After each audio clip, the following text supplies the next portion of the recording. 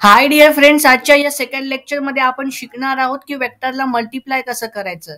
विद्यार्थी मित्रांनो, lecture number 1 मध्ये आपण वेक्टरचं बेसिक इंट्रोडक्शन पाहिलं होतं. त्याच्यामध्ये आपण बघितलं होतं की दोन वेक्टरला ऍड कसं करायचं, वेक्टरला सबट्रॅक्ट कसं करायचं, हे आपण ऑपरेशन शिकलो होतो, राईट. आज आपण बघणार आहोत की तुमच्याकडे जर दोन वेक्टर आहे ए बार आणि बी बार, तर या दोन वेक्टरला मल्टिप्लाय कसं करायचं. कारण ऍडिशन आणि सबट्रॅक्शनचा रूल आपण शिकलो होतो की आय कॅपला आय कॅप सोबत ऍड करायचं, जे कॅपला जे कॅप सोबत ऍड करायचं आणि के कॅपच्या कोइफिशियंटला के कॅपच्या कोइफिशियंट सोबत ऍड करायचं. पण जेव्हा आपण त्यांना मल्टिप्लाय करणार तर ऍक्च्युअली मल्टिप्लाय कसं होतं, तो ते आज आपण या व्हिडिओमध्ये बघणार आहोत. ओके, सो बघा, इथे मी लिहिलं आहे vector can be multiplied in two ways. म्हणजे दोन वेक्टर आहेत तुमच्याकडे ए बार आणि बी बार. या दोन वेक्टरला जर तुम्हाला मल्टिप्लाय करायचं आहे तर त्याच्यासाठी दोन ऑप्शन्स असतात तुमच्याकडे, दोन मेथड आहेत. ऑप्शन्स म्हणण्यापेक्षा मेथड आहेत. पहिली मेथड आहे डॉट प्रोडक्ट, दुसरी मेथड आहे क्रॉस प्रोडक्ट. या दोघांपैकी एक कोणते तरी मेथड किंवा दोघंही मेथड वापरून आपण मल्टिप्लिकेशन काढू शकतो. जर तुमच्या पेपरमध्ये क्वेश्चन येईल की दोन वेक्टरला मल्टिप्लाय करा, तर त्यांनी मेथड सांगितलेली असेल की डॉट प्रोडक्टने करायचं की क्रॉस प्रोडक्टने करायचं. ओके, डॉट प्रोडक्टने पण मल्टिप्लाय होतं, क्रॉस प्रोडक्टने पण मल्टिप्लाय होतं. आपण सर्वात अगोदर जी मेथड बघणार आहोत तिचं नाव आहे डॉट प्रोडक्ट. बघा, नावामध्येच करते आहे डॉट, म्हणजे याला सिम्बॉल कसा असेल, डॉटचा असेल. म्हणजे तुमच्याकडे जर हा एक ए बार वेक्टर आहे, हा एक बी बार वेक्टर आहे, या दोघांना जर मल्टिप्लाय करायचं आहे, एक मिनिट, समजा तुमच्याकडे एक ए बार वेक्टर आहे, एक बी बार एक दुसरा वेक्टर आहे. या दोघं वेक्टरला तुम्हाला मल्टिप्लाय करायचं आहे तर दोघांच्या मधामध्ये फक्त डॉट लावायचं, म्हणजे ते असं लिहिलं जाणार ए डॉट बी बार, ए बार डॉट बी बार. याचा अर्थ असा असतो की तुम्ही ए वेक्टर आणि बी वेक्टरला मल्टिप्लाय करत आहात एक दुसऱ्यांशी. ओके, सो असं आपण त्यांना रिप्रेझेंट करतो. आता त्यांचा आपण फॉर्म्युला बघून घेऊयात की काय फॉर्म्युला आहे. ओके, बघा हा, आणि हे बघा काय लिहिलंय, dot product of vector result in a scalar quantity. याचा अर्थ असा असतो की जेव्हा तुम्ही दोन वेक्टरला डॉट प्रोडक्टने मल्टिप्लाय करतात तर त्याचं अँसर जे येईल ते स्केलर क्वांटिटी, म्हणजे तिच्यामध्ये कोणताही I cap J cap K cap नसेल. हे एका एक्झाम्पलवर जेव्हा आपण सॉल्व्ह करणार तेव्हा ते क्लिअर होऊन जाईल.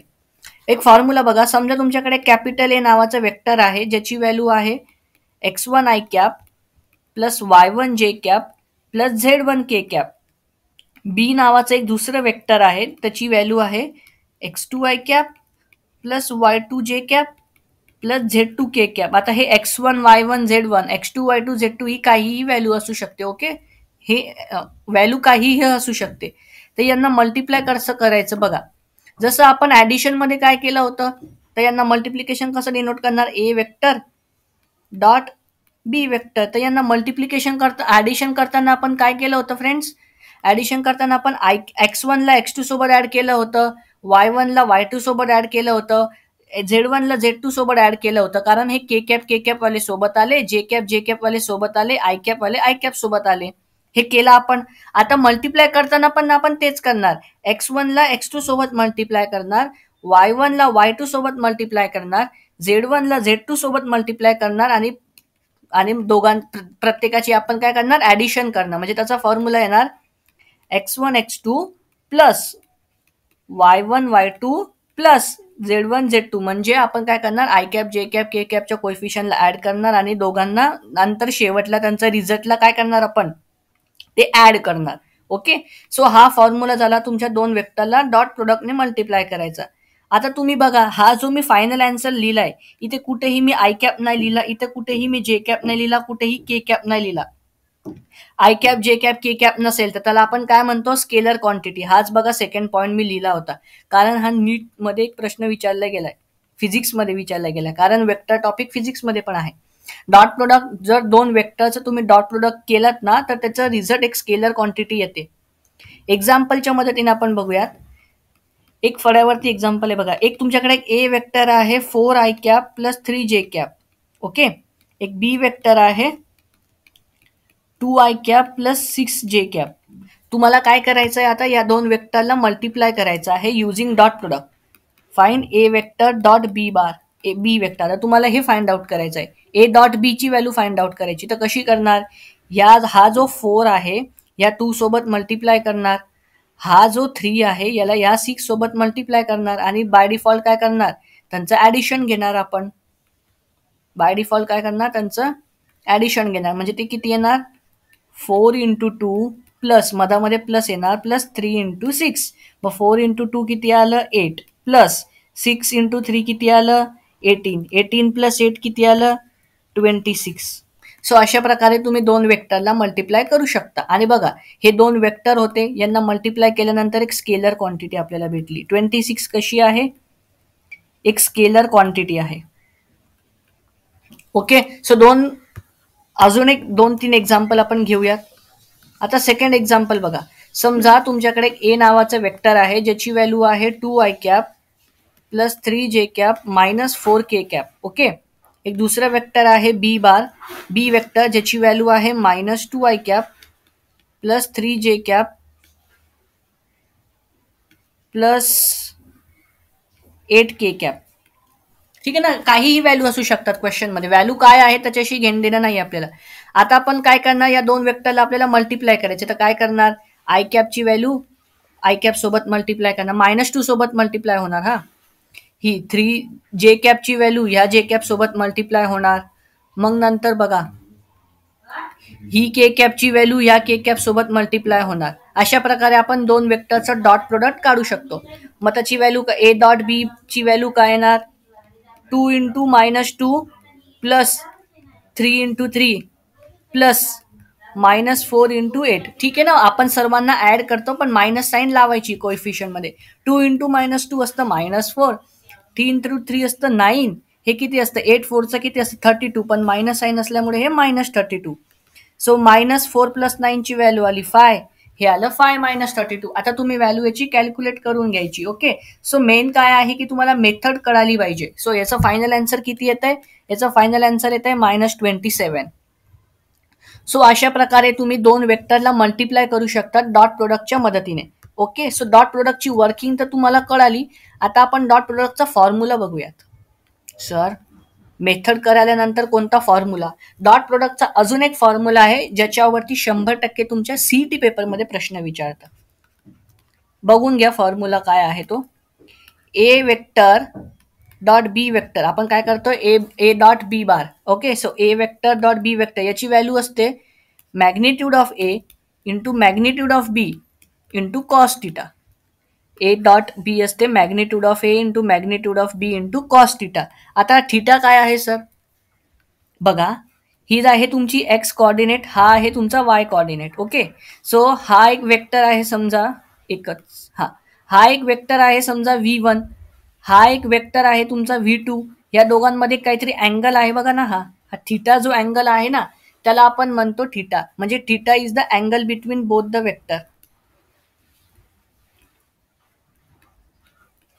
अँगल बिटवीन बोथ वेक्टर, दोन वेक्टरच्या मधामधला अँगलची व्हॅल्यू काय आहे, थिटाची व्हॅल्यू. म्हणजे ए डॉट बी ची व्हॅल्यू आली magnitude of A into magnitude of B into cos theta. So मी तुम्हाला ते क्वेश्चन देतो.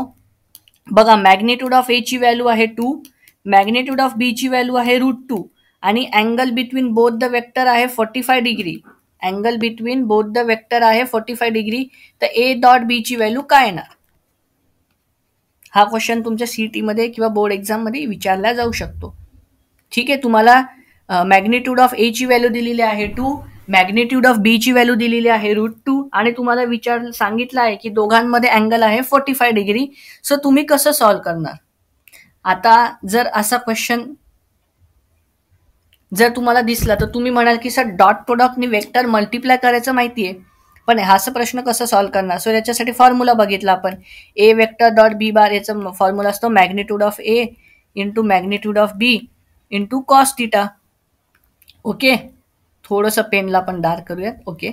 मॅग्निट्यूड ऑफ ए ची व्हॅल्यू किती दिलेली आहे आपल्याला 2, मॅग्निट्यूड ऑफ बी ची व्हॅल्यू किती दिली आहे √2 आणि टू अँगलची व्हॅल्यू काय आहे कॉस 45 डिग्री. ओके.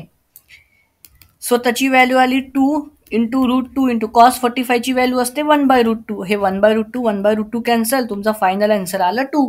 सो अशा प्रकारे जेव्हा तुम्हाला अँगल दिलेला असेल आणि मॅग्निट्यूडची व्हॅल्यू दिलेली असेल तर हा जो फॉर्म्युला आपण बघितला या फॉर्म्युलाचा वापर करून तुम्ही आन्सर फाइंड आउट करू शकतात. आता हा जो फॉर्म्युला आपण लर्न केला याच्यावरती अजून एक क्वेश्चन विचारला जातो तुमच्या टेक्स्टबुकमध्ये पण आणि बोर्डामध्ये पण. त्याचा फॉर्म्युला आहे की angle between both the vector. तुम्हाला दोन वेक्टरचा मधातला अँगल काढायचा असतो. Angle between vector. बघा याच्यासाठी वेगळा फॉर्म्युला लक्षात ठेवायचा नाहीये. हा जो मेन फॉर्म्युला आहे की नाही आपला, कुठे गेला, हा जो मेन फॉर्म्युला आहे ना आपला, फक्त याला तुम्ही लक्षात ठेवा तर तुमचे बाकीचे सगळे फॉर्म्युला याच्यातून डिराईव्ह होऊन जातील. आपल्याला काय करायचं आहे, समजा ही तुमची कोऑर्डिनेट ऍक्सिस आहे, हा एक वेक्टर आहे V1, हा एक वेक्टर आहे V2, या दोघांच्या मधामध्ये अँगल आहे थिटा. आपल्याला जर हा थिटा काढायचा असेल तर या थिटाची व्हॅल्यू काय आहे, समजा ही क्वेश्चन मध्ये नाही दिली आहे आणि आपल्याला या थिटाची व्हॅल्यू फाइंड आउट करायची आहे. सो त्यासाठी फॉर्म्युला काय वापरणार, हे बघा मी अजून करतोय की हे दोन वेक्टर आहेत ए बार आणि बी बार. ओके, सो आपण काय बघितलं, ए बार डॉट बी बारची व्हॅल्यू काय असते, magnitude of A into magnitude of B into cos theta. मग मला सांगा कॉस थिटाची व्हॅल्यू किती होणार. कॉस थिटाची व्हॅल्यू बघा, कॉस थिटाची व्हॅल्यू किती होणार, हे त्याला डिवाइड करा या साईडला. कॉस थिटाची व्हॅल्यू आली A bar dot B bar upon magnitude of A into magnitude of B. ही तुमची कॉस थिटाची व्हॅल्यू आली. पण आपल्याला काय काढायचं आहे, आपल्याला थिटाची व्हॅल्यू काढायची आहे ना, कारण आपण थिटा म्हणजे अँगल आहे. सो थिटाने कसं काढणार, थिटा होणार कॉस इनवर्स, दोघं साईडला आपण कॉस इनवर्सनी मल्टिप्लाय केलं. सो हे झालं A bar dot B bar upon magnitude of A into magnitude of B. हा झाला तुमच्या थिटाची व्हॅल्यू. सो जर कधी तुम्हाला क्वेश्चन सापडला की अँगल बिटवीन टू वेक्टर्स, जर वेक्टरच्या मधामध्ये तुम्हाला अँगल काढायचा असेल, सो तो फॉर्म्युला हा इथून तयार झाला बघा. Theta is equals to cos inverse A dot B upon magnitude of A into magnitude of B. So हा फॉर्म्युलाचा वापर करून आपण दोन वेक्टर मधलं अँगल काढू शकतो. ओके, हा फॉर्म्युला सर्वांनी नोट डाऊन करायचा आहे. आता याच्यावरती आपण 3-4 टेस्ट केसेस बघू आणि त्यांचा आन्सर तुम्ही सर्वांनी सांगायचा आहे. समजा जर दोन वेक्टर एक दुसऱ्या, ओके थोडंसं थांबू. समजा हे एक वेक्टर आहे V1, एक दुसरं वेक्टर आहे V2, हे दोघं एक दुसऱ्यांच्या परपेंडिक्युलर आहेत. ओके, सो मला सांगा यांचे डॉट प्रोडक्टची व्हॅल्यू काय असेल. दोन वेक्टर आहेत V1 आणि V2, हे दोघं वेक्टर एक दुसऱ्याच्या परपेंडिक्युलर आहेत. सो यांच्या डॉट प्रोडक्टची व्हॅल्यू काय असेल, पॉझिटिव्ह, निगेटिव्ह, 0. ओके, सर तुम्ही म्हणाल की सर डॉट प्रोडक्टचा फॉर्म्युला आपल्याला माहिती आहे, हा असतो magnitude of A into magnitude of B into cos theta. पण सर तुम्ही सांगितलं परपेंडिक्युलर आहेत, परपेंडिक्युलर म्हणजे 90 डिग्री, म्हणजे आपण काय टाकणार, कॉस 90 डिग्री व्हॅल्यू टाकणार. पण सर कॉस 90 ची व्हॅल्यू असते 0 आणि हे मल्टिप्लाय असल्यामुळे पूर्ण टर्म होऊन जाणार 0. त्यामुळे तुमच्या ए डॉट बी बारची व्हॅल्यू काय आली, 0. त्यामुळे जर दोन वेक्टर परपेंडिक्युलर असतील, जर दोन वेक्टर V1 आणि V2 एक दुसऱ्यांना परपेंडिक्युलर आहेत, तर त्यांचा डॉट प्रोडक्टची व्हॅल्यू काय असते, डॉट प्रोडक्टची व्हॅल्यू असते 0. हा एक इम्पॉर्टंट रिझल्ट आहे जो तुम्ही सर्व स्टुडंट्सला रिमेंबर करायचा आहे. याच्यावरती कसे क्वेश्चन्स येतात ते आपण डिस्कस करूयात, पण त्या अगोदर तुम्ही बघून घ्या. ठीक आहे, आय होप की आतापर्यंत जे आपलं लेक्चर चालू आहे ते तुम्हाला कळत असेल, कारण आपण सर्वात अगोदर काय डिस्कस केलं स्टुडंट्स, आपण बघितलं की दोन वेक्टरला मल्टिप्लाय कसं करतात ते तुम्हाला कळालं एकदम छानपैकी. ठीक आहे, आय कॅपला आय कॅप सोबत, जे कॅपला जे कॅप सोबत आणि के कॅपला के कॅप सोबत. मग नंतर आपण बघितलं की फॉर्म्युला काय आहे, फॉर्म्युला हा आहे बघा, ए डॉट बीचा फॉर्म्युला आहे magnitude of A into magnitude of B into cos theta. Theta आहे angle between both the vectors. मग इथनं आपण थिटाचा एक फॉर्म्युला डिराईव्ह केला, तर त्या मेन फॉर्म्युलाचा वापर करून थिटाची व्हॅल्यू आली cos inverse A bar into B bar upon magnitude of A into magnitude of B. Magnitude of एला काय म्हणतो आपण, मॅग्निट्यूड म्हणतो वेक्टरच्या, हे मॉड बी ला काय म्हणतो, magnitude of B vector. So अशा प्रकारे तुम्ही करू शकता. आणि मग नंतर आपण एक टेस्ट केस बघितली की जर दोन वेक्टर दुसऱ्याच्या परपेंडिक्युलर असतील तर त्यांच्या डॉट प्रोडक्ट, त्या दोन वेक्टरच्या डॉट प्रोडक्टची व्हॅल्यू 0 येते, कारण कॉस 90 ची व्हॅल्यू 0 असते. आता या डॉट प्रोडक्ट मधून एक लास्ट टॉपिक राहिलाय जो आपल्याला इम्पॉर्टंट पण आहे एक्झामच्या पर्स्पेक्टिव्हने, जो आपल्याला लर्न पण करायचा आहे, तो आहे जॉमेट्रिक इंटरप्रिटेशन. म्हणजे डॉट प्रोडक्टचं जॉमेट्रीमध्ये काय मिनिंग आहे. तर डॉट प्रोडक्टचं जॉमेट्रीमध्ये दोन मिनिंग आहेत, एक आहे स्केलर प्रोडक्ट, एक आहे वेक्टर स्केलर प्रोजेक्शन आणि एक आहे वेक्टर प्रोजेक्शन. पहिला फॉर्म्युला आहे scalar projection of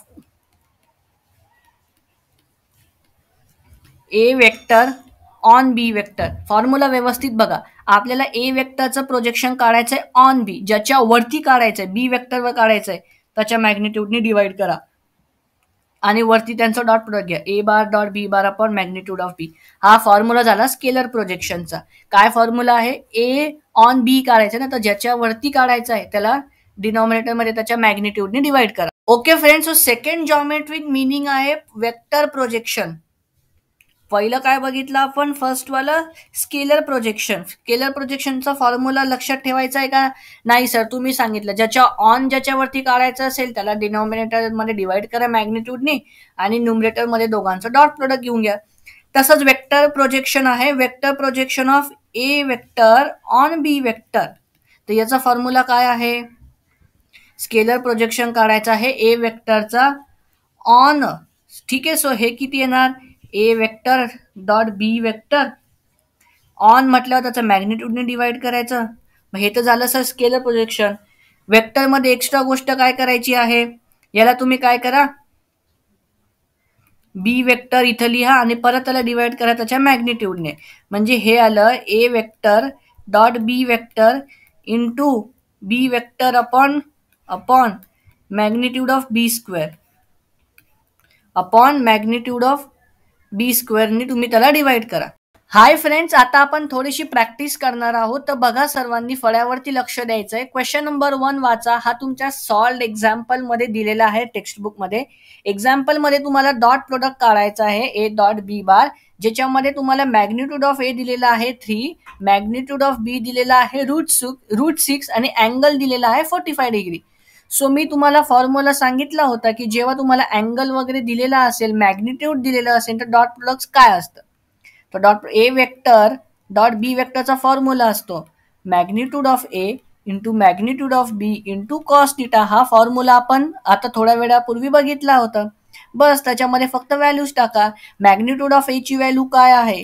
3. Magnitude of बी ची व्हॅल्यू काय आहे? √6 इंटू कॉस थिटा. थिटाची व्हॅल्यू काय आहे? थिटाची व्हॅल्यू आहे 45 डिग्री. सो याला सॉल्व्ह केल्यावर किती येणार? 3 इंटू √6 इंटू कॉस 45 ची व्हॅल्यू असते 1/√2. आता याला बघा, मी या √6 ला असं लिहू शकतो का रे? 3 इंटू √3 इंटू √2, कारण रूट मल्टिप्लाय होणार, मग ते होणार √6. मग √6 ला मी लिहिलं √3 इंटू √2 इंटू 1/√2 असं लिहिलं, कारण 1/√2 डिनॉमिनेटर मध्ये आहे. आता डिनॉमिनेटर मध्ये असल्यामुळे हा √2 आणि हा √2 एक दुसऱ्यांशी कॅन्सल होणार आणि फायनल आन्सर तुम्हाला मिळणार 3√3. त्यामुळे ए डॉट बी ची व्हॅल्यू आली 3√3. सो अशा प्रकारे क्वेश्चन सॉल्व्ह करायचे आहे. डायरेक्ट फॉर्म्युला बेस्ड क्वेश्चन्स असतात वेक्टरमध्ये. अजून एक क्वेश्चन बघा तुमच्यासाठी. एक्झाम्पल 2 हा तुमच्या पण टेक्स्टबुक मधला आहे. याच्यामध्ये काय करायचं बघा. आता हा क्वेश्चन सॉल्व्ह केला ना, डॉट प्रोडक्ट मध्ये जेवढे सगळे कॉन्सेप्ट आहेत तेवढे सगळे कॉन्सेप्ट तुमचे स्ट्रॉंग होऊन जाणार. म्हणजे एका क्वेश्चन मध्ये एवढं सगळं त्यांनी विचारलंय की सर्व गोष्टी क्लिअर होऊन जातील तुम्हाला. त्यांनी काय केलंय बघा, क्वेश्चन मध्ये ए वेक्टर दिलेला आहे, तुम्ही लिहितो आहे बघा. ए वेक्टर दिलेला आहे तुम्हाला 3i cap plus 4j cap minus 5k cap. B vector दिलेला आहे तुम्हाला 3i cap minus 4j cap minus 5k cap. हा असा तुम्हाला वेक्टर दिलेला आहे. आता सर्वात अगोदर त्यांनी काय काढायला लावलंय आपल्याला? ए वेक्टर डॉट बी वेक्टर. आपल्याला दोन वेक्टरचं डॉट प्रोडक्ट काढायचं आहे. सो दोन वेक्टरचं डॉट प्रोडक्ट कशा प्रकारे काढू शकतो आपण थोड्या वेळापूर्वी डिस्कस केलं होतं. आय कॅपला आय कॅप सोबत मल्टिप्लाय करायचं. सो ते हे किती येणार?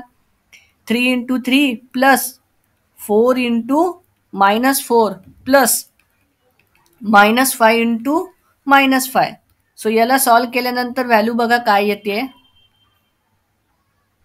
3 इंटू 3 झालं 9, 4 इंटू -4 झालं 16 प्लस हे मायनस झालं प्लस हे झालं 25.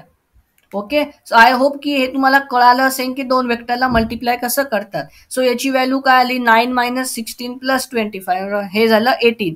सो याची फायनल व्हॅल्यू काय आली फ्रेंड्स? याची फायनल व्हॅल्यू आली 18. ओके सर, म्हणजे फर्स्ट पार्ट क्वेश्चनचा सॉल्व्ह झाला. सेकंड पार्ट मध्ये त्यांनी काय विचारलंय बघा, angle between both the vector. Angle काढायचं आहे तुम्हाला ए वेक्टर आणि बी वेक्टरच्या मधात. ओके, काढूयात आपण. एक मिनिट, मी थोडासा पेनचा कलर चेंज करतो.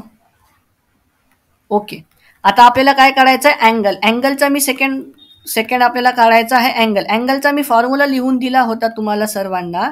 थीटा असतो angle between both the vectors. Theta is equals to cos inverse A vector dot B vector upon magnitude of A into magnitude of B. आता बस व्हॅल्यू सबस्टिट्यूट करा. हे किती आलं? Cos inverse A vector dot B vector. Dot प्रोडक्टची value आता आपण आताच काढली. ही व्हॅल्यू आली किती आपली? ही व्हॅल्यू आपली आली 18. तर हे याला 18 ने डिवाइड करणार. मॅग्निट्यूड ऑफ ए, एचं मॅग्निट्यूड किती आहे? Under root of 3 square plus 4 square plus minus 5 square. हे आहे ना रूट 50. मॅग्निट्यूड ऑफ बी काढा, ते पण रूट 50. दोघांचं मॅग्निट्यूड आलं रूट 50 इंटू रूट 50. ठीक आहे. सो याला जेव्हा तुम्ही सॉल्व्ह कराल तर फायनल आन्सर काय येतोय? Cos inverse 18 upon root 50 into root 50 झालं 50. So angle between A vector and B vector is cos inverse 18 upon 50. So हा तुमचा अँगल आलं. म्हणजे सेकंड पार्ट पण आपला सॉल्व्ह झाला. थर्ड पार्ट आता व्यवस्थित बघा. The scalar projection of A in the direction of B. In the direction of B म्हणजे along B. So third part काय आपल्याला काढायचं आहे स्केलर प्रोजेक्शन. स्केलर प्रोजेक्शनचा मी फॉर्म्युला लिहून दिला होता आणि सांगितलं होतं की स्केलर प्रोजेक्शनचा क्वेश्चन बोर्ड एक्झाम आणि सीईटी एक्झाम मध्ये येतो. डॉट प्रोडक्ट मध्ये हे 3-4 टॉपिकच आहेत जे तुम्हाला करायचे आहेत. पहिला टॉपिक डॉट प्रोडक्ट काढता आला पाहिजे. सेकंड म्हणजे अँगल काढता आलं पाहिजे. थर्ड म्हणजे स्केलर प्रोजेक्शन आणि वेक्टर प्रोजेक्शन. हे 4च टॉपिक आहेत. स्केलर प्रोजेक्शन ऑफ आपल्याला कशावरती काढायचं आहे? A on B. So A on B चा फॉर्म्युला काय होऊन जाणार? तो होणार A vector dot B vector upon magnitude of B. मग मला सांगा A vector dot B vector आता आपण काढलं होतं की नाही? त्याची व्हॅल्यू किती आहे? त्याची व्हॅल्यू आली 18. त्याची व्हॅल्यू आली 18 अपॉन मॅग्निट्यूड ऑफ बी किती आहे? रूट 15. सो त्याची व्हॅल्यू किती आली? 18 अपॉन रूट 50. सो अशा प्रकारे आपण स्केलर प्रोजेक्शन पण काढू शकतो. आता नेक्स्ट पार्ट काय आहे बघा. Vector projection of B on A. ठीक आहे. नेक्स्ट पार्ट जो आपल्याला सॉल्व्ह करायचा आहे तो आहे vector projection. Vector projection of B on A. B vector on A vector ते किती येणार? A vector dot B vector upon magnitude of A square into A vector. हा फॉर्म्युला मी लिहून दिला होता. सो फ्रेंड्स मला सांगा ए वेक्टर डॉट बी वेक्टरची व्हॅल्यू किती आली? 18. मॅग्निट्यूड ऑफ ए ची व्हॅल्यू आहे रूट 50 पण त्याचा स्क्वेअर केल्यानंतर येणार 50. आणि ए वेक्टर तशाच्या तशाच लिहायचं 3i cap plus 4j cap minus 5k cap. अशा प्रकारे तुम्ही वेक्टर प्रोजेक्शन काढू शकता. हा फॉर्म्युला आहे. ओके. आय होप की हे तुम्हाला कळत असेल जेवढं सगळं डिस्कशन आपण करतोय. नेक्स्ट एक्झाम्पल बघा. आणि हा एक्झाम्पल आता सीईटी पेपरामध्ये येऊ शकणार 100%. कसं सॉल्व्ह करणार? पहिले सर्वात अगोदर क्वेश्चनला नीट व्यवस्थित वाचा. काय दिलंय बघा. फाइंड द व्हॅल्यू ऑफ ए. ए ची व्हॅल्यू आपल्याला काढायची आहे. For which the vector. हे एक वेक्टर दिलेलं आहे अँड हे 2 वेक्टर दिलेले आहेत. आणि काय म्हटलंय सगळ्यात पहिले ते परपेंडिक्युलर आहेत. ओके. तर आता याला कसं सॉल्व्ह करणार बघा. तुम्हाला एक याला म्हणा ए वेक्टर, याला अज्युम करा बी वेक्टर. अज्युम करा थोड्या वेळेसाठी की हा ए वेक्टर आहे. तो किती येणार मग? 3i cap plus 2j cap plus 9k cap. B वेक्टरची व्हॅल्यू काय आली? I cap plus aj cap plus 3k cap. ही आली बी वेक्टरची व्हॅल्यू. आता आपल्याला काय सांगितलंय? ते परपेंडिक्युलर आहेत. आपण मगाशी शिकलो, थोड्या वेळापूर्वी आपण बघितलं होतं परपेंडिक्युलर असतील तर थिटाची व्हॅल्यू असते 90 डिग्री आणि थिटाची व्हॅल्यू जर 90 डिग्री असेल तर डॉट प्रोडक्टची व्हॅल्यू काय असते? 0. म्हणजे इन शॉर्ट जर परपेंडिक्युलर असेल तर डॉट प्रोडक्टची व्हॅल्यू काय असते? 0. त्यामुळे आपण काय करणार? यांचा डॉट प्रोडक्टची व्हॅल्यू काढणार आणि त्याला इक्वल टू 0 करणार. ए डॉट प्रोडक्टची व्हॅल्यू सांगा रे. 3 येणार 3 इंटू 1 प्लस 2 इंटू ए प्लस 9 इंटू 3. कारण आता तुम्हाला माहिती आहे डॉट प्रोडक्ट कसं काढायचं ते. खूप एक्सपर्ट झालात तुम्ही आता. सो 3 इंटू 1 झालं 3, 9 इंटू 3 झालं 27 प्लस 2a ची व्हॅल्यू 0, 2a प्लस 30 ची व्हॅल्यू झाली 0. ए ची व्हॅल्यू किती आली? ए ची व्हॅल्यू आली -15. सो जेव्हा दोन वेक्टर आपण जे ए आणि बी जे दोन वेक्टर आपण अज्युम केले होते ते जेव्हा परपेंडिक्युलर असतील तेव्हा ए ची व्हॅल्यू असणार -15 जेव्हा ते परपेंडिक्युलर असतील. कसं काय सॉल्व्ह केलं बघा, तोच कॉन्सेप्ट मी पुन्हा वापरला की दोन वेक्टर परपेंडिक्युलर आहेत म्हटल्यावर त्यांचं डॉट प्रोडक्टची व्हॅल्यू 0 येणार. सेकंड पार्ट पण मी इथे समोरच सॉल्व्ह करतोय म्हणजे कळेल. त्यांनी काय म्हटलंय सेकंड पार्ट मध्ये की ते दोन वेक्टर पॅरलल आहेत. जर दोन वेक्टर पॅरलल असतील त्यांचा I cap J cap K captcha ratio same असतो. म्हणजे 3/1 हा इक्वल असेल 2/a हा इक्वल असेल 9/3 पहिल्या वेक्टरचा आय कॅप दुसऱ्या वेक्टरचा आय कॅपचा रेशिओ सेम असेल म्हणजे 3 इज इक्वल टू 2/a. ए ची व्हॅल्यू किती आली सेकंड केसमध्ये ए ची व्हॅल्यू आली 2/3 जेव्हा दोन वेक्टर पॅरलल असतील. आय होप की हा कॉन्सेप्ट तुम्हाला कळाला असेल की पॅरलल परपेंडिक्युलरचं सॉल्व्ह कसं करायचं. ओके, नेक्स्ट क्वेश्चन कडे जाऊयात. एक्झाम्पल नंबर 4 मी आता घेत नाहीये कारण तो तुम्ही स्वतः सॉल्व्ह करायचा आहे. एक्झाम्पल 5 आणि 6 हा एक डायरेक्शन रेशिओ डायरेक्शन कोसाइनचा टॉपिक अजून आपला लर्न करायचा राहिलाय. मग त्यावेळेस जेव्हा तो टॉपिक आपण लर्न करू ना त्यावेळेस मी त्याचे न्यूमेरिकल्स घेईल. आता हा वाला एक्झाम्पल सॉल्व्ह करा. काय म्हटलंय find the value of lambda म्हणजे हिच्यामध्ये एक मिसिंग टर्म आहे लॅम्बडा त्याची व्हॅल्यू आपल्याला काढायची आहे. For which the angle between the vector is obtuse म्हणजे त्यांनी काय म्हटलंय की लॅम्बडाची व्हॅल्यू काढा जेव्हा हे दोन वेक्टरच्या मधातला अँगल ऑप्ट्यूस असेल.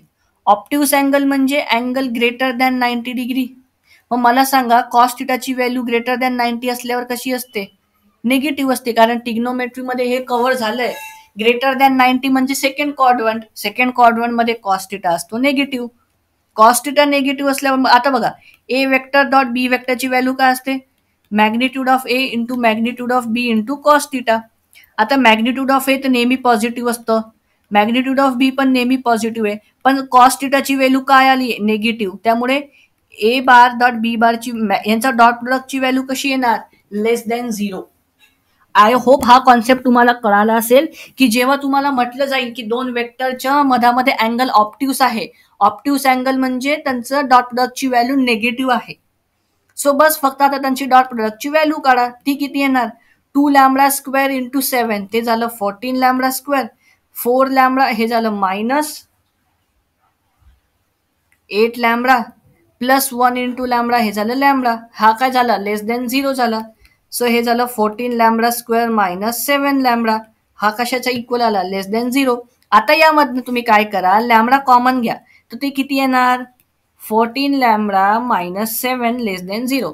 म्हणजे हे सॉल्व्ह कसं करणार लॅम्बडा <0 किंवा 14 लॅम्बडा <7 हा -7 ला मी त्या साईडला शिफ्ट केलं तो झाला +7.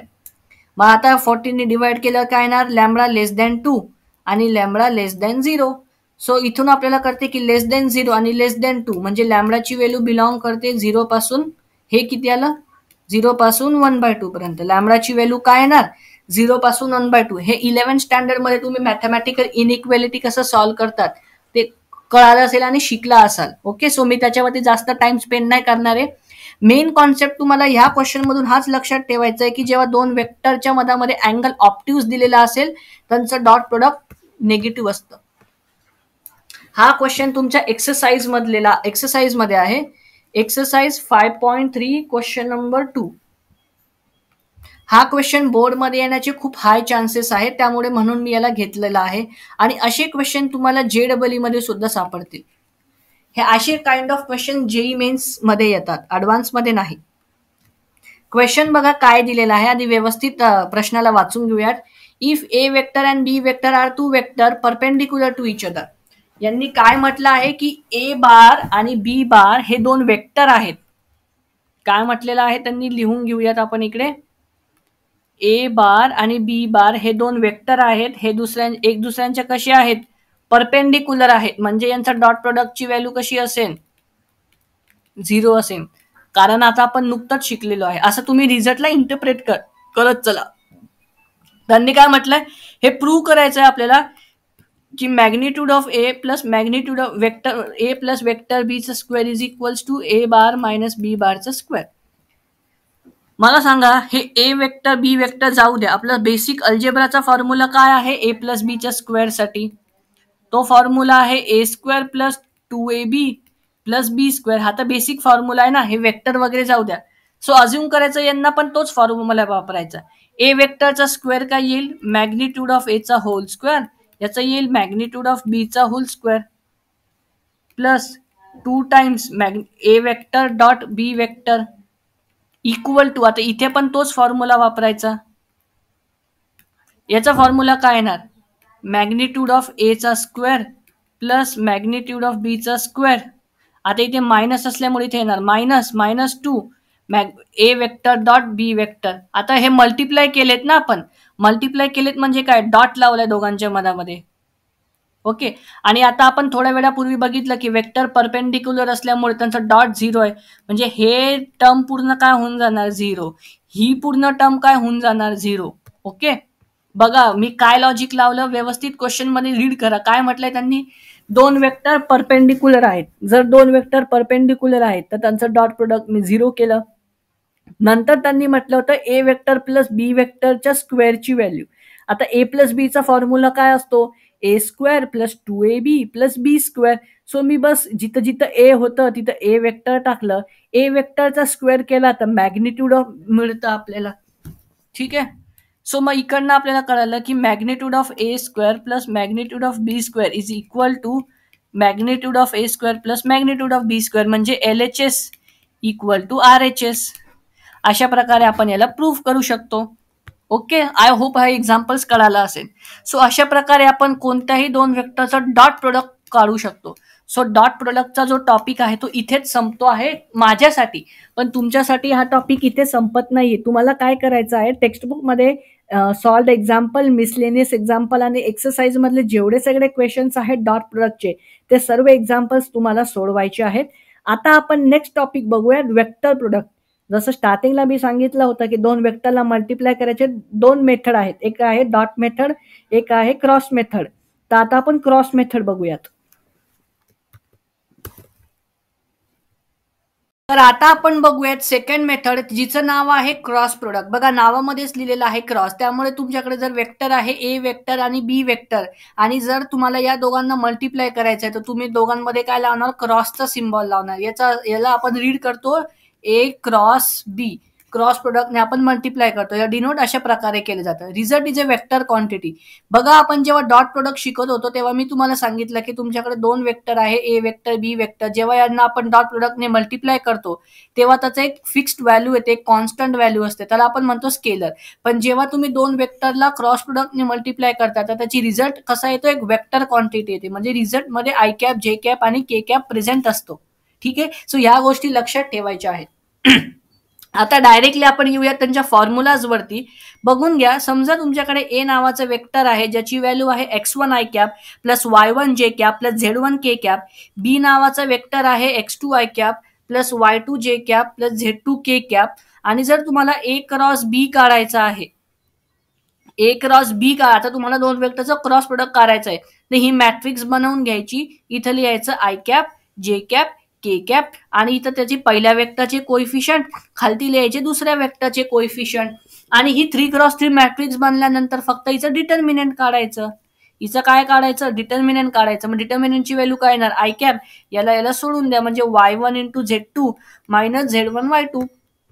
अशा प्रत्येक वेळेस आय कॅप, जे कॅप, के कॅपचं तुम्ही हे काढू शकतात. काय, त्याचं डिटर्मिनंट काढायची की तुम्हाला तुमची मॅट्रिक्स हे भेटून जाईल. आणि आता ही जी रिझल्टंट वेक्टर तुम्हाला भेटला आहे हे आहे क्रॉस प्रोडक्ट. म्हणजे ए वेक्टर आणि बी वेक्टरला मल्टिप्लाय केल्यानंतर जे रिझल्टंट वेक्टर आहे ते हे वाला आहे ते.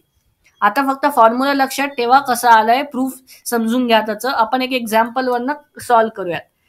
ओके. तर आता एक एक्झाम्पल बघा. समजा तुम्हाला एक ए नावाचा वेक्टर दिला आहे ज्याची व्हॅल्यू आहे 3 आय कॅप प्लस 4 जे कॅप प्लस 5 के कॅप.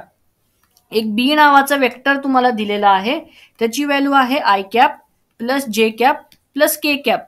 तुम्हाला काढायचा आहे ए वेक्टर क्रॉस बी वेक्टर. तुम्हाला या दोघं वेक्टरचा क्रॉस प्रोडक्ट काढायचा आहे. सो मी काय सांगितलं, क्रॉस प्रोडक्ट काढण्यासाठी तुम्ही सर्वात अगोदर काय केलं पाहिजे, त्यांची मॅट्रिक्स बनवा. त्यांची काय करा, मॅट्रिक्स बनवा. I cap, J cap, K cap. इथे लिहा 3, इथे लिहा 4, इथे लिहा 5. इथे लिहा 1, इथे लिहा 1, इथे लिहा 1. लिहिलं. आता याच्यानंतर फक्त डिटर्मिनंट काढा. मग डिटर्मिनंट कसं येणार? 4 × 1 4 मायनस 5 × 1 5 मायनस काय येणार? जे कॅप, कारण मधल्या एलिमेंटला आपण मायनस लावतो. मग ती किती येणार? 3 × 1 3 मायनस 5 × 1 झालं 5 प्लस के कॅप मध्ये काय येणार? 3 × 1 3 मायनस 4 × 1 झालं -1. याची व्हॅल्यू किती आली? 4 - 5 ची व्हॅल्यू किती आली? Minus i cap. 3 - 5 ची व्हॅल्यू आली -2, पण मायनस मायनस झालं प्लस, तर हे झालं 2j कॅप, हे झालं मायनस के कॅप. सो तुमचं A क्रॉस B ची व्हॅल्यू आली minus i cap plus 2j cap minus K cap, हे झाली तुमची क्रॉस प्रोडक्टची व्हॅल्यू. अजून एक एक्झाम्पल वरनं बघूयात. ठीक आहे ना, मी जास्त एक्झाम्पल घेतो, बट तुम्हाला कळायला पाहिजे की नेमकी आपण करतो काय. समजा तुमच्याकडे ए वेक्टर आहे एक, काही तुम्ही वेक्टरची व्हॅल्यू घेऊ शकतात. वेक्टरच्या व्हॅल्यूवरनं काही नाही. ए वेक्टरची व्हॅल्यू आहे 3i cap plus 4j cap plus 6k cap. B vector आहे तुमच्याकडे एक, ज्याची व्हॅल्यू आहे 2i cap plus 3j cap plus 4k cap. तुम्हाला वेक्टरचं मल्टिप्लिकेशन करायचं युझिंग क्रॉस प्रोडक्ट. आता ए क्रॉस बी तुम्हाला काढायचं आहे. सो ए क्रॉस बी जर तुम्हाला काढायचं आहे तर सर्वात अगोदर काय करावं लागेल? सर्वात अगोदर तुम्ही मॅट्रिक्स बनवा. ए क्रॉस बी ची मॅट्रिक्स बनवा. ठीक आहे, मॅट्रिक्स मध्ये इथं काय लिहिलं? तुम्ही लिहिलं आय कॅप, इथं लिहिलं जे कॅप, इथं लिहिलं के कॅप. एवढं लिहून घेतलं.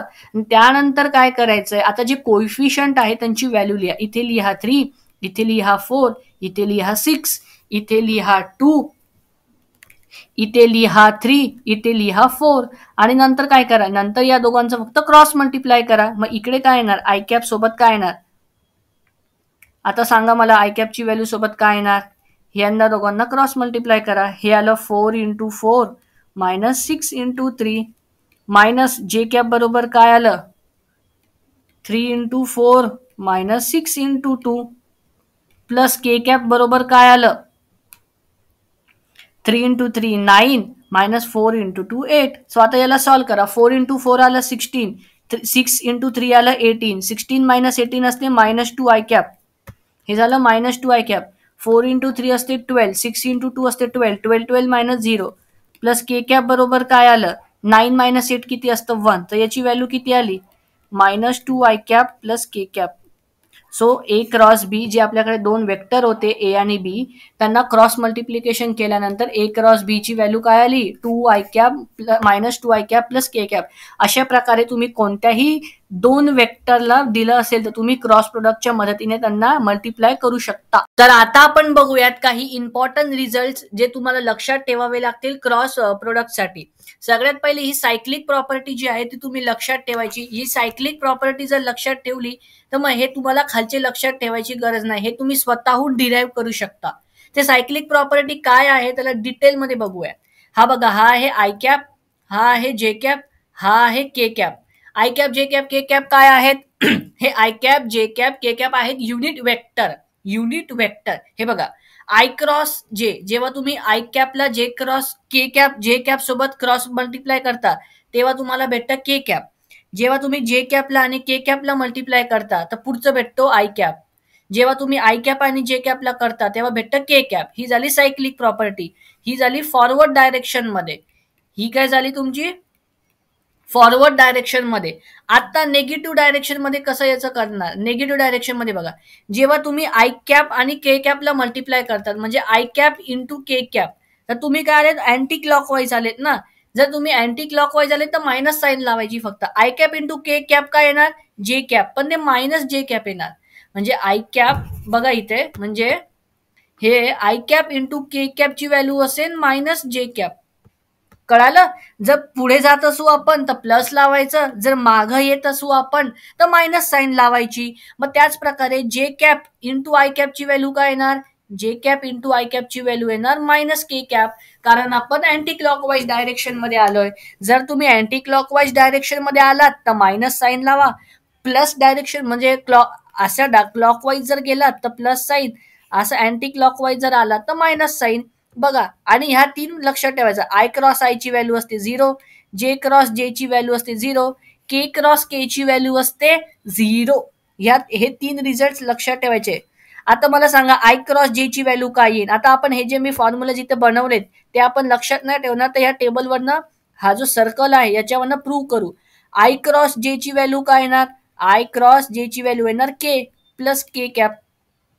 आय क्रॉस के ची व्हॅल्यू काय येणार, आय क्रॉस के आपण काय करतोय निगेटिव्ह डायरेक्शन मध्ये येतोय म्हणून ते काय झालं मायनस, आणि आय गेला जे गेला उरला काय, आय गेला के गेला उरला जे, त्यामुळे आलं मायनस जे कॅप. आता बघा जे cap cross I cap, J cap वरनं आपण गेलो आय कॅप वर, आपण कुठे गेलो निगेटिव्ह डायरेक्शन मध्ये गेलो त्यामुळे आलं मायनस, आणि उरलं के त्यामुळे मायनस के कॅप आलं. J cap cross K cap, J cap cross K कॅपची व्हॅल्यू काय येणार, आय कॅप येणार. आपण पुढच्या डायरेक्शन मध्ये चाललोय म्हणून ते आलं प्लस आय कॅप. आणि आता आपण काय करणार के कॅप क्रॉस जे कॅप त्याची व्हॅल्यू काय येणार मायनस आय कॅप. ठीक आहे, तर या प्रॉपर्टीला जर फक्त तुम्ही लक्षात ठेवलं ना तर तुमचे सगळे प्रश्न इकडे सॉल्व्ह होऊन जाणार. त्यामुळे तुम्ही फक्त ती सायक्लिक प्रॉपर्टी व्यवस्थित लक्षात ठेवायची. आय कॅप नंतर येतं जे कॅप नंतर येतं के कॅप.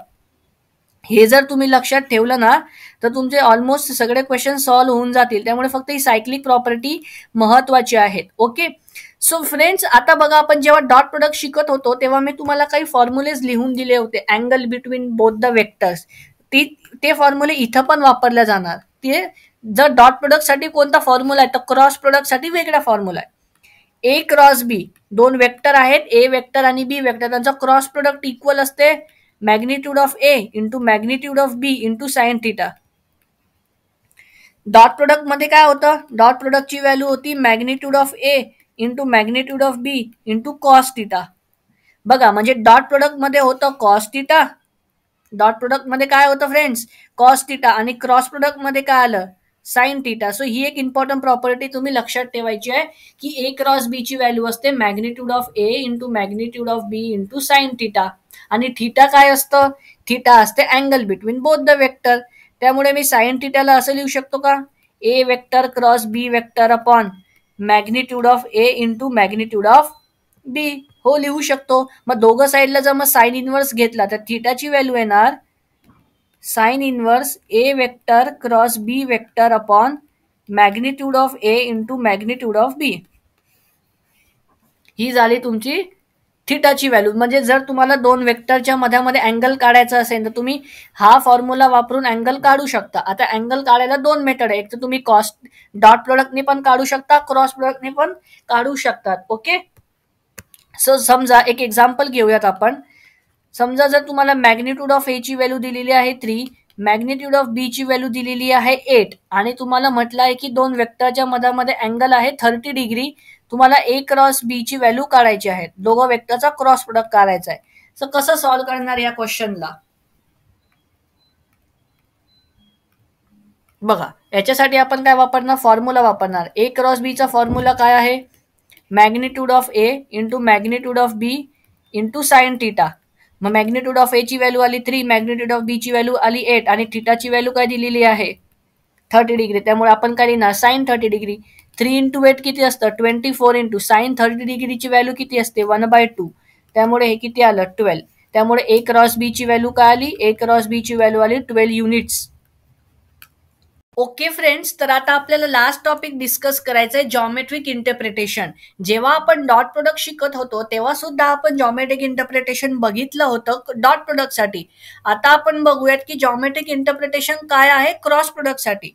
सो बघा फ्रेंड्स, हा तुम्हाला एक पॅरेलोग्राम दिलेला असेल, ए बी सी डी हे त्याचे व्हर्टायसेस असतील वेक्टरच्या फॉर्मॅटमध्ये, आणि क्वेश्चन येऊ शकतो की तुम्हाला याचा एरिया काढायचा आहे. सो एरियाचा फॉर्म्युला असतो ए बी इंटू एडीचा cross product. A B vector काय असतो B vector minus A vector, AD vector काय असतो D vector minus A vector. बस यांचा क्रॉस प्रोडक्ट काढायचा, तो आहे एरिया ऑफ ए पॅरेलोग्राम.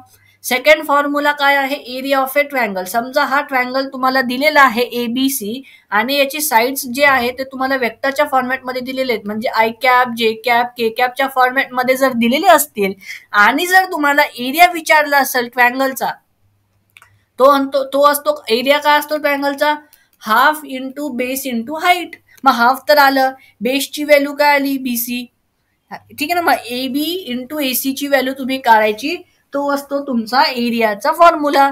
हा एरिया ऑफ ए ट्रायंगलचा फॉर्म्युला तुम्हाला लक्षात ठेवायचा आहे. जॉमेट्रिक इंटरप्रिटेशन जर उद्या कोणी विचारलं असं तर तुम्हाला सांगता आलं पाहिजे की जॉमेट्रिक इंटरप्रिटेशन काय आहे. आपण क्रॉस प्रोडक्टनी एरिया ऑफ ए पॅरेलॉग्राम काढू शकतो, आपण एरिया ऑफ ए ट्रायंगल काढू शकतो. ठीक आहे ना. दरवर्षी याच्यामध्ये सीईटी वरती क्वेश्चन्स येतात, त्यामुळे या टॉपिकला सिरियसली घ्यायचं आहे. एक स्पेशल केस लिहून देतो. मला सांगा काय होईल जर पॉइंट्स कोलिनियर असतील तर.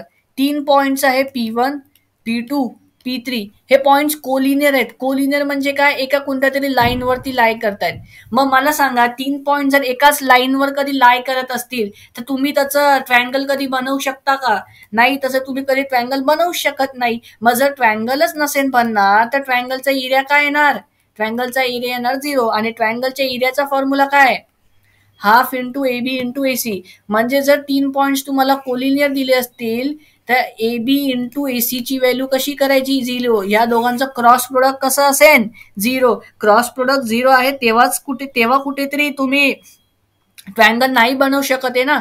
सो हे एक लॉजिक तुम्हाला लक्षात ठेवायचं आहे की तुम्हाला जर 3 पॉइंट दिलेले आहेत आणि जर त्यांनी म्हटलंय की हे 3 पॉइंट कसे आहेत? कोलिनियर आहेत. कोलिनियर शब्द जर दिसला तर A B into A C ची व्हॅल्यू करायची 0. ठीक आहे. तो अशा प्रकारे आपला वेक्टरला मल्टिप्लाय करायच्या 2 मेथड संपत आहेत. आता आपण जे क्रॉस प्रोडक्ट शिकलो त्याच्यावरती खूप सारे क्वेश्चन सॉल्व्ह करूयात. ओके स्टुडंट्स, सो बघा आता आपल्याला हे क्वेश्चन जे आहेत ते सॉल्व्ह करायचे आहेत. काय म्हटलेलं आहे क्वेश्चन मध्ये अगोदर आपण रीड करूयात. Find area of a triangle with vertices. म्हणजे तुम्हाला ट्रायंगलचे 3 वर्टायसेस दिलेले आहेत आणि तुम्हाला त्याचा एरिया फाइंड आउट करायचा आहे. ओके. सो सर्वात अगोदर आपण ट्रायंगल काढून घेणार. ट्रायंगलला आपण म्हणायचं एबीसी. अज्युम करायचं की आपल्या ट्रायंगलच्या साइड्स आहेत एबीसी आणि याची व्हॅल्यू काय दिलेली आहे? I cap plus 2j cap. आता हे आय जे केच्या फॉर्मॅटमध्ये लिहायचं, बरोबर. बीचं काय दिलेलं आहे? I cap plus 2k cap. C काय दिलेलं आहे? 3j cap plus k cap. हवं तर मी इकडे तुम्हाला पद्धतशीर लिहून देतो. 3 साइड्स आहेत आपल्या ट्रायंगलच्या एबीसी. पहिल्या साइडची व्हॅल्यू आहे I cap plus 2j cap plus 0k cap. ठीक आहे ना. या व्हॅल्यू क्वेश्चन मध्ये दिलेल्या आहेत. बी वेक्टर काय दिलेला आहे आपल्याला? I cap plus 0j cap plus 2k cap. C vector काय दिलेला आहे आपल्याला? 0 i cap plus 3j cap plus k cap. Okay. So हे आपल्याला दिलेलं आहे. आता आपल्याला काय काढायचं आहे? Area of a triangle. Area of a ट्रायंगलचा आपण नुकताच फॉर्म्युला बघितला. एरियाचा फॉर्म्युला असतो half into cross product of A B into A C. एबीएसीचा क्रॉस प्रोडक्टचं एबीएसी वेक्टर काढायचे, त्यांचा क्रॉस प्रोडक्ट घ्यायचं. तर सर्वात अगोदर आपल्याला एबी वेक्टर काढावं लागेल. एबी वेक्टरचा फॉर्म्युला काय असतो? B vector minus A vector. So B vector काय आहे? I cap plus 0j cap plus 2k cap. Minus करायचं आहे त्याला ए वेक्टर पासून. ए वेक्टरची व्हॅल्यू आली आय कॅप, हे झालं 2j cap plus 0k cap. So याला सॉल्व्ह करा. बघा फायनल रिझल्ट काय येतो आहे सांगा बरं मला. आता मल्टिप्लिकेशन सबट्रॅक्शन आता तुम्हाला जमत असेल. आय कॅप मधून आय कॅप गेल्यावर हे झालं 0 आय कॅप. जे कॅप मधून 0 मायनस 2 हे झालं मायनस 2j कॅप. 2 हे झालं 2k कॅप. ओके. तर इकडनं तुम्हाला हे इकडून तुम्हाला व्हॅल्यू मिळून गेली. सो हे नोट डाऊन करून घ्यायची आहे व्हॅल्यू जी आपल्याला मिळालेली आहे. ओके. सो एकच मिनिट मी थोडासा पेनचा कलर चेंज करतो म्हणजे तुम्हाला बघायला ते सोपं पडेल. ओके. सो आता इकडे बघा एबी वेक्टरची व्हॅल्यू आपल्याला काय मिळाली? एबी वेक्टरची व्हॅल्यू मिळाली minus 2j cap plus 2k cap. तशाच प्रकारे आता जसं आपण एबी काढलं आता आपल्याला काय काढावं लागेल? हे एसी काढावं लागेल. सो एसी वेक्टरची व्हॅल्यू काय येणार? C vector minus A vector. मग सी वेक्टरची व्हॅल्यू काय आहे? 0 i cap minus 2j cap plus 2k cap. याला मायनस कशातून करायचं आहे? ए वेक्टर मधून. ए वेक्टरची व्हॅल्यू काय आहे? I cap plus 0 i cap plus 2j cap plus 0k cap. So जेव्हा तुम्ही सॉल्व्ह कराल तर एसी वेक्टरची व्हॅल्यू येते. आता एबी वेक्टर कसं काढायचं हे फर्स्ट लेक्चरमध्ये आपण बघितलंय. ओके. सो एसी वेक्टरची व्हॅल्यू काय आली? Minus i cap plus j cap plus K cap. Okay, so ही आपल्याला व्हॅल्यू मिळाली एसी वेक्टरची. आता आपल्याला काय करायचं आहे, ए बी वेक्टर आणि एसी वेक्टरचं क्रॉस मल्टिप्लिकेशन घ्यायचं आहे, कारण फॉर्म्युलामध्ये तेच आहे, एरिया ऑफ ए ट्रायंगल असतो half into A B into एसीचा क्रॉस प्रोडक्ट. ओके, सो आता इकडे बघा, आपण आता इथे त्याचा क्रॉस प्रोडक्ट लिहिणार. इथं आलं I cap J cap K cap. आता इथे त्यांचा कोइफिशियंटची मॅट्रिक्स बनवायची. कोइफिशियंटची मॅट्रिक्स कशी बनणार, पहिलं काय आहे 0, हे आहे -2, हे आहे 2, हे आहे -1, हे आहे 1, हे आहे 1. आता जेव्हा तुम्ही याला क्रॉस मल्टिप्लाय करून सॉल्व्ह कराल ना, तेव्हा त्याची व्हॅल्यू येणार -4 आय कॅप -2 जे cap -2 K cap. I hope की आता तुम्हाला हे वेक्टरचं मल्टिप्लिकेशन जमत असेल. मी त्यावरती टाइम तुमचं स्पेंड नाही करणार.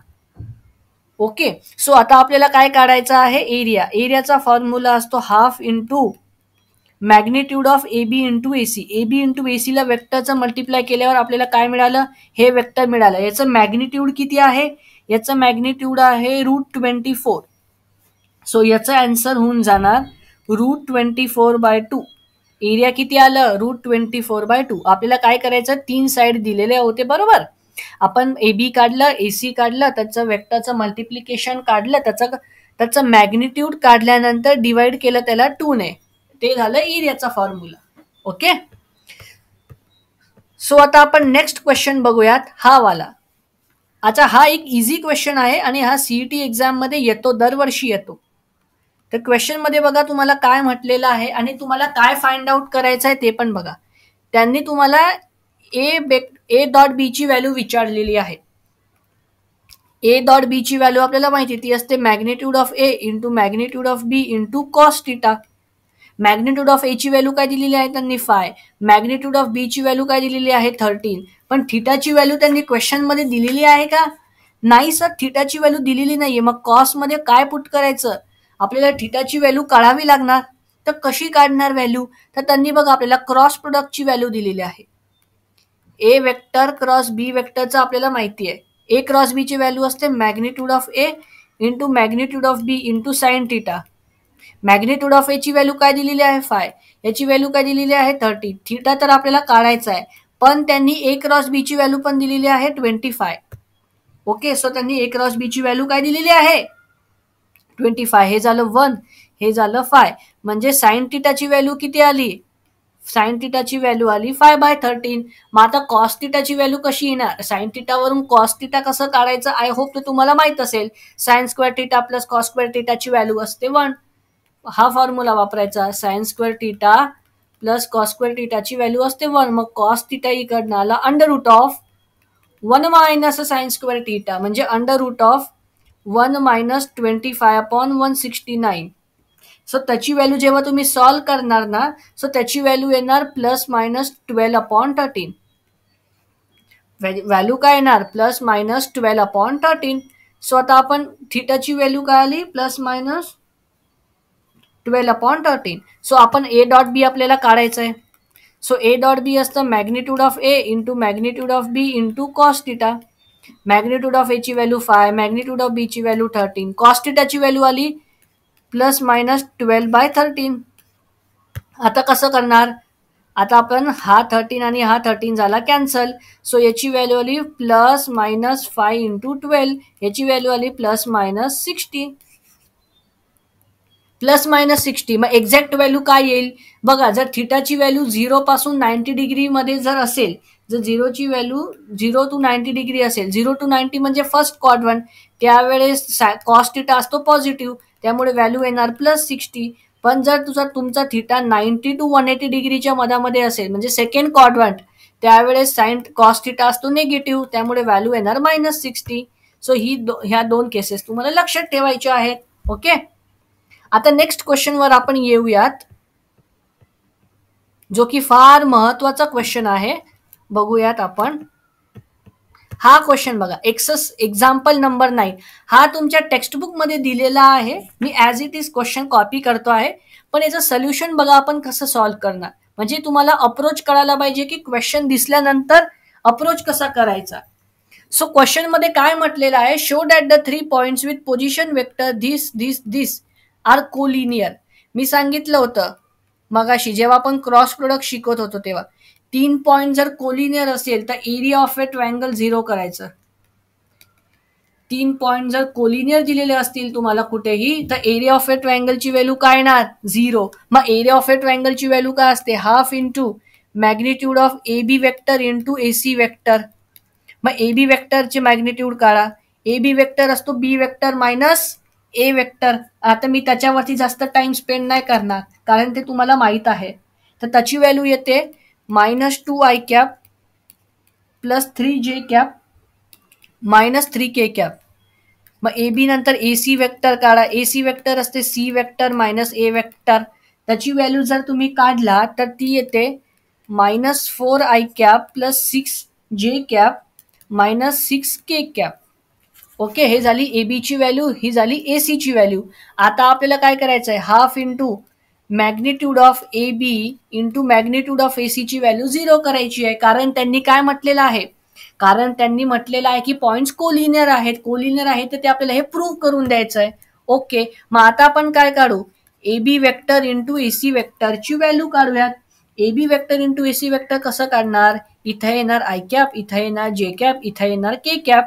मग ए बी वेक्टर काय आहे -2 3 -3. ए सी वेक्टर काय आहे -4 6 आणि -6. आता जेव्हा तुम्ही याला सॉल्व्ह कराल ना तर बघू सॉल्व्ह केल्यानंतर काय येतंय. ही व्हॅल्यू आली 0, ही व्हॅल्यू आली 0, ही व्हॅल्यू आली 0. म्हणजे सॉल्व्ह केल्यानंतर येते 0i minus 0j plus 0k. तर एक नल वेक्टर तुम्हाला सापडलेला आहे. ओके, सो मला सांगा एका नल वेक्टरचं मॅग्निट्यूड काय असतं, मॅग्निट्यूड असतो 0. त्याला 2 ने डिवाइड केल्यानंतर रिझल्ट पण काय येणार 0. म्हणजे 0 इज इक्वल टू 0. म्हणजे वाघाचे पंजे, आपलं जे लेफ्ट हँड साइड होतं आणि जे राईट हँड साइड होतं हे दोघं कसे आले, हे दोघं आले इक्वल. म्हणजे इकडून आपण प्रूव्ह करून दिलं त्यांना की जर हे 3 पोझिशन वेक्टर आपल्याला दिलेत हे कोलिनियर आहेत. तर हे कसं प्रूव्ह करून दिलं, कारण आपण काय केलं, त्यांना दाखवलं की एरिया ऑफ ए ट्रायंगल 0 आहे. अजम्पशन ठेवलं की हे 3 पॉइंट ट्रायंगलचे आहेत. आता आपण ट्रायंगलचा एरिया काढण्याचा प्रयत्न केला पण एरिया आला 0. जर ट्रायंगलचा एरिया 0 येतोय म्हणजे ते 3 पॉइंट कोलिनियर आहे. त्याचा इनडायरेक्ट अर्थ हा असतो. लास्ट क्वेश्चन जो आपण घेणार आहोत आजच्या लेक्चरमध्ये, हा क्वेश्चन मी होमवर्कलाच देतो आहे. ऍक्च्युली मी हा सॉल्व्ह करून देणार होतो पण नंतर म्हटलं की थोडीशी तुम्ही पण सेल्फ प्रॅक्टिस म्हणून हा क्वेश्चन सॉल्व्ह करा. क्वेश्चन मध्ये बघा काय म्हटलंय, find the area of a parallelogram. पॅरेलोग्रामचे 4 व्हर्टायसेस तुम्हाला दिलेले. पॅरेलोग्राम कसा असतो, असा असतो KLMN. तुम्हाला के ची व्हॅल्यू काय दिलेली आहे, के वेक्टरची व्हॅल्यू दिलेली आहे I cap plus 2j plus 3k. L वेक्टरची व्हॅल्यू काय दिलेली आहे I cap plus 3j plus 6k. M वेक्टरची व्हॅल्यू काय दिलेली आहे 3i plus 8j plus 6k. N वेक्टरची व्हॅल्यू काय दिलेली आहे 3i plus 7j plus 3k. हे सगळं क्वेश्चन मध्ये दिलेलं होतं. आपल्याला काय करायचं आहे, मुद्द्याचं बघा, आपल्याला काय करायचं आहे, आपल्याला एरिया ऑफ ए पॅरेलोग्राम काढायचा आहे. आपल्याला काय काढायचं आहे, area of a parallelogram. Area of a पॅरेलोग्रामचं काय असतं, magnitude of A B vector into A D vector. म्हणजे इथं magnitude of K L vector into K N vector याचं फक्त मॅग्निट्यूड काढायचं आहे तुम्हाला. आता के एल वेक्टर काढता येतं तुम्हाला, के एन वेक्टर पण काढता येतं. फक्त दोघांचं क्रॉस मल्टिप्लिकेशन करा, एक वेक्टर भेटल, त्याचं मॅग्निट्यूड काढा आणि त्याचं मॅग्निट्यूडच तुमचं फायनल आन्सर असणार आहे. हे एवढं सगळं तुम्ही क्वेश्चन होमवर्कमध्ये सॉल्व्ह करून आणायचं आहे. ओके, सो आय होप की आजचा जो लेक्चर होता ज्याच्यामध्ये आपण डॉट प्रोडक्ट आणि क्रॉस प्रोडक्ट एकदम डिटेलमध्ये शिकलेलो आहोत, हा तुम्हाला कळाला असेल. सर्वांना थँक्यू पूर्ण लेक्चर बघितल्याबद्दल.